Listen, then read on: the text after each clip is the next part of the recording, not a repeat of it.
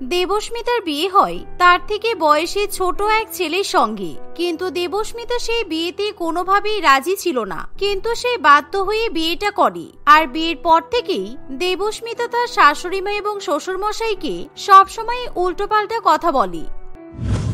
মা, বাবা, আপনারা শুধু শুধু আপনাদের এই ছোট ছেলেটার সঙ্গে আমার কেন বিয়ে দিয়েছেন বলুন তো?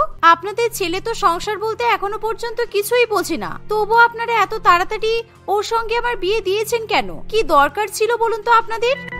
দেখো বৌমা, দয়া করে তুমি আর এসব কথা বলো না। আসলে তুমি জানো না হয়তো, তোমার বাবা আগেই তোমার শ্বশুর মশাইকে বলেছিল যে তোর যদি ছেলে হয় তাহলে তুই তাড়াতাড়ি বাচ্চা বেলাতেই আমার মেয়ের সঙ্গে বিয়ে দিয়ে দিবি। আর এটাও বলেছিল তোর ছেলে যতই ছোট হোক না কেন সেটা দেখার কোনো দরকার নেই। আর তোমার বাবা মারা যাওয়ার আগেই তোমার শ্বশুর মশাইয়ের কাছ থেকে কথা নিয়েছিল, তাই তোমার শ্বশুর মশাই বাধ্য হয়েছে আমাদের বাচ্চা ছেলের সঙ্গে তোমার বিয়ে দিতে। কি? আমার বাবা এরকম বলেছে? কিন্তু আমার বাবা কেন এরকম বলতে যাবে? আর তাছাড়া আমার বাবা যদি জানতো যে আমার মেয়েটা কখনোই এরকম বাচ্চা ছেলের সঙ্গে সুখে শান্তিতে সংসার করতে পারবে না, তাহলে আমার বাবা হয়তো এরকম কাজ কখনোই করতো না। তাই শুধু শুধু আপনারা আমার বাবার ঘাড়ের উপর দোষ চাপিয়ে দেবেন না। বৌমা, তোমার শাশুড়িমা কিন্তু ঠিক কথাই বলেছেন। শোনো, তোমার বাবাকে আমি কথা দিয়েছিলাম যে আমার ছেলের সঙ্গে তার মেয়ের বিয়ে দেবো, আর সেই জন্যই এই বাচ্চা বেলাতেই আমার ছেলের সঙ্গে তোমার বিয়েটা দিতে হলো। তা না হলে কি আমি চাইছিলাম নাকি যে আমার এত ছোট ছেলের বিয়ে দেবো? আমিও তো ভেবেছিলাম যে আমার ছেলেটা বড় হলে তারপরেই বিয়ে দেবো। এখন তো আর কিছু করার নেই, তবে হ্যাঁ, আপনার ছেলেকে একটু বুঝিয়ে বলবেন আমি যেটা বলবো সেটাই করতে, ঠিক আছে? কারণ ও তো এখন ছোট, ওর তো এত কিছু বোঝার মতো বয়স হয়নি। ও সবসময় বাচ্চাদের মতো ব্যবহার করে আমার সঙ্গে। ও তো এটাও ঠিকভাবে বুঝতে পারে না যে আমি ওর স্ত্রী। আসলে দেবস্মিতার সঙ্গে সুস্মিতা দেবী এবং তন্ময়ের একমাত্র ছেলে দেবুর বিয়ে হয়। আর দেবুর বয়স ছিল মাত্র 17 বছর, আর যেখানে দেবস্মিতার বয়স ছিল 24 বছর। তবুও দেবুর বাবা মা 17 বছর বয়সেই দেবুর বিয়ে দিয়ে দেয়। আর এর ফলে বিয়ের পর সুস্মিতাকে তার বাচ্চা বরের সঙ্গে সংসার করতে হয়। দেবু, এদিকে এসো, শোনো আমি কি বলছি। চলো, তুমি তো রাত্রিবেলা না খেয়ে ঘুমিয়ে পড়েছিলে, খেয়ে নেবে চলো। ঠিক আছে, আমি খেতে পারি, কিন্তু একটা শর্তে, আমাকে তুমি গালে গালে খাইয়ে দেবে, তবেই আমি খাবো। কিন্তু কি? কিন্তু আমি তোমাকে কেন খাইয়ে দিতে যাব? তোমার তো নিজের হাত আছে, তাই না? তাহলে আমি যেমন নিজের হাতে ভাত খাই, তুমিও সেরকম নিজের হাতে ভাত খাবে। না না, আমার মা সবসময় আমাকে খাইয়ে দেয়, আর এখন যখন তুমি এসেইছো তাহলে আমাকে তুমিই খাইয়ে দেবে, তাই না? আমি জানি না তুমি আমাদের বাড়িতে এতদিন কেন আছো, কিন্তু আমাদের বাড়িতে থাকতে গেলে আমার কথা শুনতে হবে আর আমার কাজও করতে হবে। চলো, এবার তুমি যদি আমাকে খাইয়ে না দাও তাহলে কিন্তু আমি খাবো না বলে দিলাম। আচ্ছা, মুশকিলে পড়লাম তো। আমি আমার ছোট ভাই বোনেদেরও কখনো নিজের হাতে খাবার খাইয়ে দিইনি, আর এখন এই ছোট ছেলেটাকে নিজের হাতে খাবার খাইয়ে দিতে হবে? আচ্ছা ঠিক আছে, চলো আমি তোমাকে খাইয়ে দিচ্ছি। এই বলে দেবস্মিতা দেবকে নিয়ে গিয়ে ডাইনিং টেবিলে বসিয়ে দেয়, আর সে নিজে হাতে দেবকে খাবার খাইয়ে দেয়। এর ফলে দেবুর খুবই ভালো লাগে, আর দেবু ফোনে ভিডিও গেম খেলতে খেলতে খাওয়া দাওয়া করে। আর দেবস্মিতা খুবই ভালো মতো তাকে সামলে নেয়। দেবু, হচ্ছেটা কি? তুমি এসব কি শুরু করেছো বলো তো? আমি তোমাকে খাবার খাওয়াচ্ছি আর তুমি এদিকে ফোনে ভিডিও গেম খেলছো। শোনো, আগে চুপ করে বসে শান্তি করে খাবারটা খেয়ে নাও। এরকম বাচ্চাদের মতো দুষ্টুমি করবে না কিন্তু। কেন? তুমি দেখতে পাচ্ছ না আমি খেলছি? আমি এখন খেলবো আর তুমি আমাকে খাইয়ে দাও। আমি কিন্তু এরকম ভাবে খেলতে খেলতেই খাবো। দূর, এত রাত্রিবেলা এর পেছনে বকতে আমার একদমই ভালো লাগছে না। আমার আর ভালো লাগে না। দেখো দেবু, চুপচাপ ভালো ছেলের মতো খাবারটা খেয়ে নাও। আমার তো ঘুম পেয়েছে, আমি কিন্তু এবার ঘুমাতে চলে যাব। এভাবেই দেবস্মিতা দেবুকে বুঝিয়ে খাবার খাইয়ে দেয়, আর খাবার খাওয়ানো হয়ে গেলে দেবুকে সে নিজের সঙ্গে করে ঘুমাতে নিয়ে চলে যায়।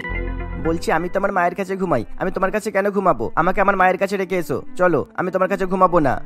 চুপ করে এখানেই আমার কাছে ঘুমাও। উফ, একে যদি আমি বলি তাহলে এ তো আমার কোনো কথা বুঝতেই পারবে না। এ তো এখন অনেক ছোট, তার থেকে ভালো আমি একে চুপ করে আমার কাছেই ঘুম পাড়িয়ে দিই। শোনো, আমি তোমাকে সুন্দর একটা গল্প বলবো, ঠিক আছে? তুমি আমার কাছে এবার ঘুমাবে তো? আচ্ছা ঠিক আছে, তুমি যখন গল্প শোনানোর কথা বলছো তাহলে আমি তো এখানেই ঘুমাবো তোমার কাছে। এভাবেই দেবস্মিতা ঠিক বাচ্চার মতো করেই দেবকে ঘুম পাড়িয়ে দেয়। আর দেখতে দেখতে সময় এভাবেই কাটতে থাকে, কিন্তু দেবস্মিতা কোনোভাবেই শ্বশুর বাড়িতে শান্তিতে দিন কাটাতে পারে না। তাই সে একদিন তার মায়ের বাড়িতে চলে যায়। আচ্ছা মা, তোমাদের কি এমন হয়েছিল বলতো যে তোমরা ওরকম একটা 17 বছরের বাচ্চা ছেলের সঙ্গে আমার বিয়ে দিয়েছো? একজন 17 বছরের ছেলে কিভাবে বুঝবে সংসার কাকে বলে? আর আমার কি মনে হয় জানো তো মা, ওর বয়স 17 বছর হলেও ছেলেটার মানসিকভাবে নিশ্চয়ই কোনো সমস্যা আছে, কারণ ও একদম বাচ্চাদের মতো ব্যবহার করে। আসলে দেবস্মিতা, তোকে আর কি বলবো, তুই যদি আগের ঘটনাগুলো শুনিস তাহলে হয়তো তুই আর এই কথাগুলো আমাকে জিজ্ঞাসা করবি না। আচ্ছা, তুই আজকে হঠাৎ করে চলে এলি কেন? তুই কি ওখানে থাকতে পারছিস না? ওই বাচ্চা বরের সঙ্গে থাকতে বিরক্ত হয়ে যাচ্ছিস নাকি? ওখানে আমার খুব বিরক্ত লাগে মা। ওই ছোট্ট বাচ্চা বরটাকে একদম ছোট ছেলের মতো করে সামলাতে হয়। আর তুমি কি জানো, ওর পেছন পেছন আমাকে ঘুরে ঘুরে বেড়াতে হয়। ও ঠিকভাবে এখন নিজের হাতে খাবারও খেতে জানে না। আমি জানি না আমি কেন ওদের বাড়িতে পড়ে আছি। এখন ছাড়ো এইসব কথা, তুমি বলো তো কি হয়েছে? তোমরা কেন এরকম আমার চেয়ে বয়সে এত ছোট ছেলের সঙ্গে আমার বিয়ে দিয়েছো? আচ্ছা শোন, তাহলে তুই যখন এতই যাচাযাচি করছিস তাহলে তোকে সবটাই বলতে হবে। তুই খুব ভালো করে জানিস তন্ময় বাবু তোর বাবার কত ভালো বন্ধু ছিল, আর এখনো অনেক ভালো বন্ধু ওরা। তোর বাবা আর তন্ময় বাবু দুজনে একে অপরকে কথা দিয়েছিল যে তাদের ছেলে মেয়ে হলে তারা একে অপরের ছেলে মেয়ের বিয়ে দেবে। কিন্তু তোর বাবার যখন ক্যান্সার রোগ হয় তখন সেই রোগের কথা জানতে পেরে তন্ময় বাবুকে তোর বাবা বলেছিল, তন্ময়, আমার মনে হয় আমি আর বেশি দিন বাঁচবো না রে। তাই আমি চাইছি যে আমি আমার মেয়ের বিয়েটা দেবো। আর তুই তো আমাকে কথা দিয়েছিলিস তুই তো ছেলের সঙ্গে আমার মেয়ের বিয়ে দিবি। কি রে, তুই দিবি তো তোর ছেলের সঙ্গে আমার মেয়ের বিয়ে? কিন্তু স্বপন, আমি এখন আমার ছেলের বিয়ে কিভাবে দেবো বলতো? আমার ছেলে তো এখন অনেক ছোট, আর এখন যদি আমার ছেলের সঙ্গে তোর মেয়ের বিয়ে দিই, তোর মেয়ের দায়িত্ব আমার ছেলে নেবে কিভাবে? ও তো এখন একটা টাকাও রোজগার করে না। আর তাছাড়া তোর মেয়ে রাজি হবে আমার ওই বাচ্চা ছেলেটাকে বিয়ে করতে? তুই চিন্তা করিস না তন্ময়, আমি ঠিক আমার মেয়েকে বুঝিয়ে নেবো। আর তাছাড়া আমি চাইছি যে আমার মেয়ের বিয়েটা দেখেই যাবো, অন্য কারোর সঙ্গে আমার মেয়ের বিয়ে দেবো না। তুই আমার খুব ভালো বন্ধু, আর আমি জানি তোর বাড়িতে গেলে আমার মেয়ের কোনো রকমের কোনো কষ্ট থাকবে না। তাই আমি তোর ছেলের সঙ্গেই বিয়েটা দেবো। আচ্ছা ঠিক আছে, তুই যখন এত করে বলছিস তাহলে আমি আমার বাচ্চা ছেলের সঙ্গে তোর মেয়ের বিয়ে দেবো। আর আমি আমার নিজের মেয়ের মতো করেই তোর মেয়েকে রাখবো। আগে তুই তোর মেয়েকে রাজি করিয়ে নে। এভাবেই তন্ময় বাবু তার ছেলের সঙ্গে তার বন্ধুর মেয়ে দেবস্মিতার বিয়ে দেওয়ার জন্য রাজি হয়ে যায়। অন্যদিকে স্বপন বাবু তার মেয়েকে অনেক মিথ্যা কথা বলে বিয়েতে রাজি করায়। মা, তুই যে ছেলেটাকে পছন্দ করিস আমি তার সঙ্গেই তোর বিয়ে দিতে চাইছিলাম, কিন্তু ছেলেটাকে তো আমি কালকেই একটা অন্য মেয়ের সঙ্গে দেখলাম। তাই আমি ভাবছি যে আমি আর কখনোই ছেলের সঙ্গে তোর বিয়ে দেবো না। কি বাবা, তুমি সত্যি বলছো? তুমি কোথায় দেখেছো ওকে? আর তাছাড়া আমি একটা ছেলেকে পছন্দ করি, তুমি এটা কিভাবে জানলে? আমি সব জানি রে মা, কারণ তোর বিয়ের জন্যই তো আমার চিন্তা হচ্ছে। তাই আমি এবার ঠিক করেছি আমার বন্ধুর ছেলের সঙ্গে তোর বিয়েটা দেবো। আর তুই আমাকে কথা দে তুই আমার বন্ধুর ছেলেকেই বিয়েটা করবি, তা না হলে আমি আর তোর বিয়েটা দেখে যেতে পারবো না রে মা। তোমার বন্ধু? তুমি কোন বন্ধুর কথা বলছো বাবা? তন্ময় কাকুর কথা বলছো? না না, আমি তন্ময়ের কথা বলছি না, আমি তো আমার সেই দূরের এক বন্ধুর কথা বলছি। তুই ওই বন্ধুটাকে চিনিস না? ওর ছেলে খুব ভালো একটা চাকরি করে, তাই আমি ওর সঙ্গে তোর বিয়েটা দেবো ভাবছি। তুই আমাকে কথা দে, আমি যার সঙ্গে তোর বিয়ে দেবো তুই তাকেই বিয়ে করবি। আচ্ছা ঠিক আছে বাবা, আমি তোমাকে কথা দিচ্ছি তুমি যার সঙ্গে আমার বিয়ে দেবে আমি তাকেই বিয়ে করে নেব, প্রমিস। এভাবেই দেবস্মিতা তার বাবাকে কথা দেয়, আর এর ফলে স্বপন বাবু প্রচন্ড পরিমাণে খুশি হয়।